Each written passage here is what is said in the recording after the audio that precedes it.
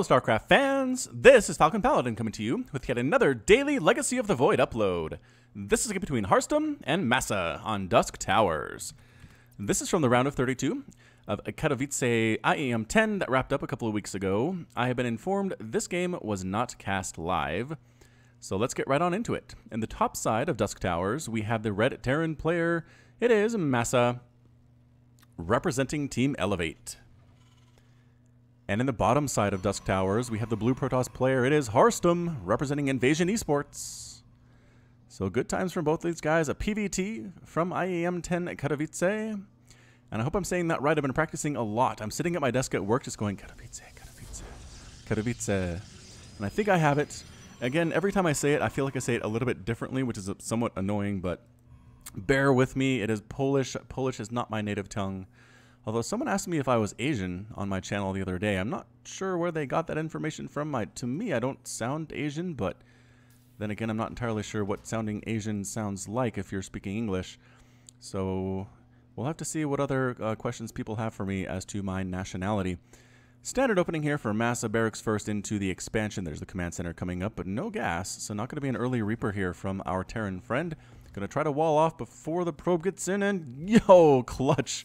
Clutch wall off, but, oh, just gets it started, and then the SCV runs away. The SCV could not risk staying outside here long enough for the probe to kill it, so it just started it up. The probe could not kill this building to get through in any amount of time. And now this SCV heads out. There we go.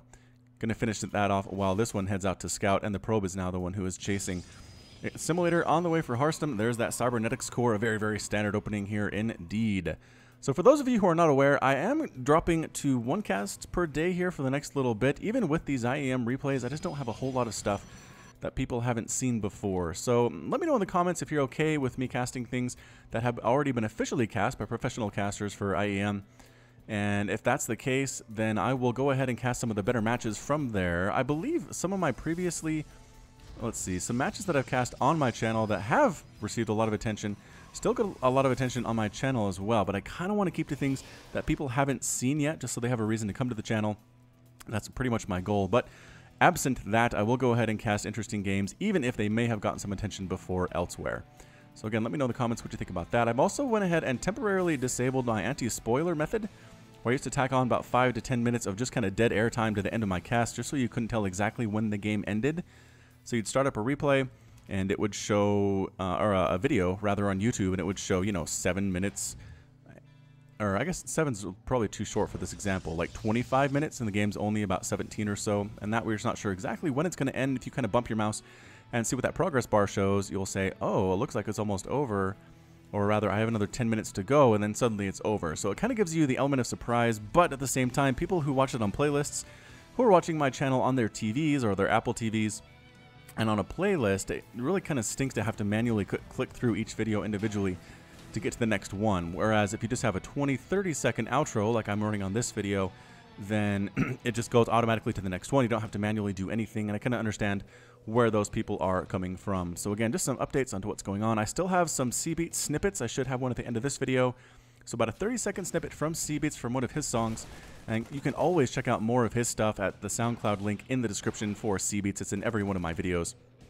And hopefully at the end on that outro as well. So enough house cleaning, enough discussing what's going on with the channel. Twilight Council now finishing for Harstem. Probably going to go for that Blink, and there it is.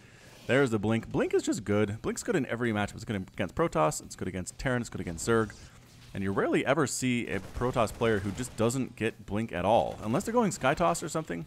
And even then, they'll kind of throw down a Twilight Council sometimes and get that. But right now, they're just kind of flirting back and forth. These Marines getting some shots off on the Stalker. The Stalker has not lost any health, actually, and these shields do regenerate. So good control thus far by Harstem. And our Terran player, on the other hand, is going for a factory, a couple of barracks, 3 barracks, actually. The expansion's up. 3rd command center landing on out here, and the Zealot can't, or the Stalker can't really deny that. Both players are just macroing up to this point. Gateways coming up. That Blink could be, I want to say, a 2-gate Blink timing. Not a 2-gate, a 2-base Blink timing, but that 3rd Nexus is coming up here, so nobody's planning on being super aggressive for the next little bit. This is not a 1-base timing, this is not a 2-base timing from either player. The factory is going to be a big tell for MaSa too. Do we go right to starport? Indeed, right to starport. Reactor being built on that factory. I have to assume the starport's going to swap onto that reactor, possibly to double pump Liberators. which are very good against Protoss. A lot of Protoss live in fear of that Liberator unit. But as we've seen, yes, Defender mode circles are scary. 85 damage of single targeting. Wow, that was really redundant. It is kind of terrifying for the Protoss army, but if you just kind of ignore it, I don't want to say ignore it all the time, but ignore it to the point that you just get through and kill all this stuff. Don't worry about what's raining down on your head. I've seen Protoss players do a little bit better than if they kind of dance around it, try to avoid the circles altogether, allow the Terran player to zone them out. It's a better experience for the Protoss if they just kind of go for it. I mean, now watch. Harstem is going to go for it here against some Liberators and get crushed, then I'll feel bad. So we'll have to see what happens here.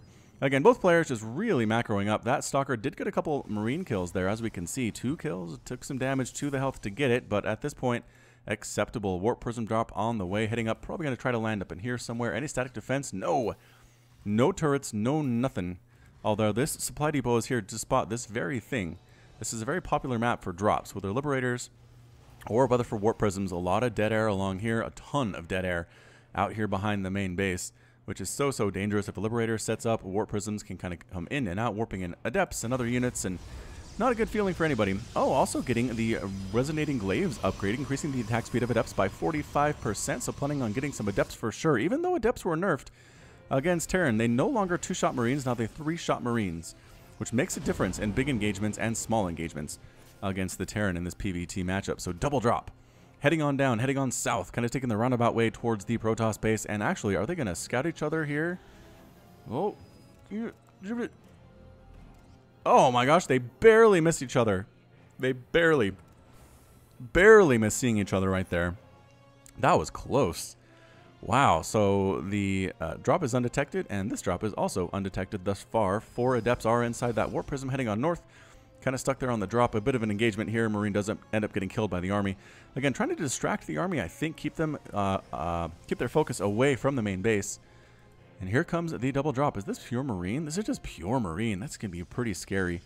Pretty scary stuff indeed. So it looks like the drops are going to happen simultaneously, which is always hard to cast. I'm going to try to do this as best I can. Zealot is getting some shots off on that Marine. And here come 2 Adepts dropping into this base, and they 3-shot SCVs like they always have. Dropping up in here too. Again, no static defense whatsoever and going for the drop. MaSa just going for it, man. Dropping every single Marine right back here. The reaction time a little bit slow there, but so many workers are dying. 21, 22, 23 SCVs. This is a huge swell of Adepts. And Widowmine shots almost taking down that Warp Prism. It does take down a couple of Adepts there too. These Marines getting cleaned up by Immortals, by Adepts, by Stalkers, and by cleaned up, I mean not actually cleaned up. There's still a ton of Marines here, still about 4 or 5. However, the Immortal, pretty good against Marines. One on that many, 25, 26. Holy SCV kills, Batman, and still alive with some of those Adepts, picking them up, getting the heck out of there. 26 SCV kills to 11 probe kills right there. It's 58 to 39 workers.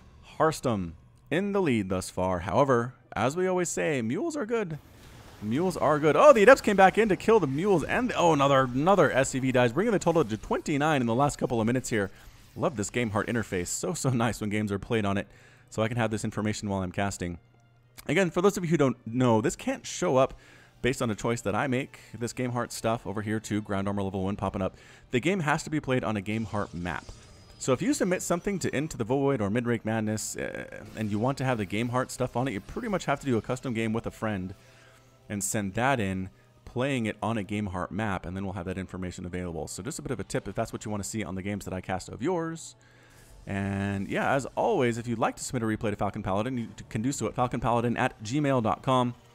A bit of a, is that another Marine that died up there? You can put the subject of Mid-Rank Madness into your subject, or into your email there. Photon Overcharge going to take out that. No, a double Photon Overcharge taking it out. Widowmine shot. Yep, single Widowmine shot there. Good reaction time from Harstem, only allowing one probe to die. So yeah, subject of Mid-Rank Madness on that email, so let me know what it is. And then a subject of Into the Void if you'd like to send in a replay for my Into the Void every Friday, which is a bronze and silver type focus. Marines stimming, heading on out. I guess they're just scouting Marines. They really want to know if a base showed up here. Although they know, they saw.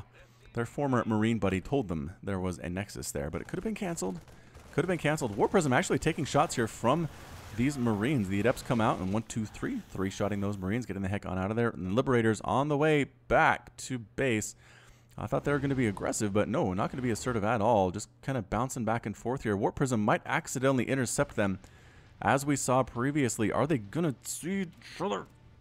No, again, just barely missing. This corner is all about missed connections.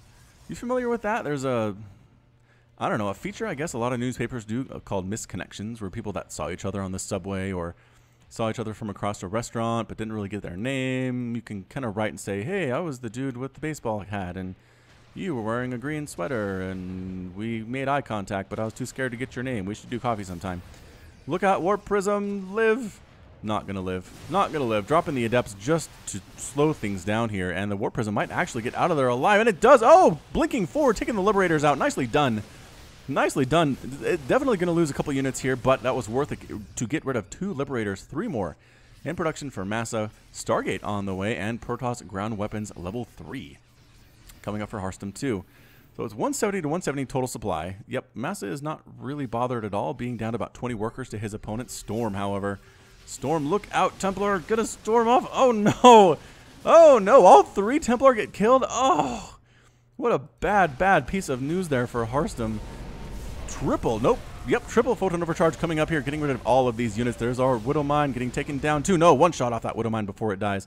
Picking up some survivors and heading up north here is MaSa, perhaps to join the main army. A couple probes died, but not that many at this point. Resources lost tab, 4,300 minerals lost, 1,600 gas for Protoss, 4,300 and 750 for MaSa.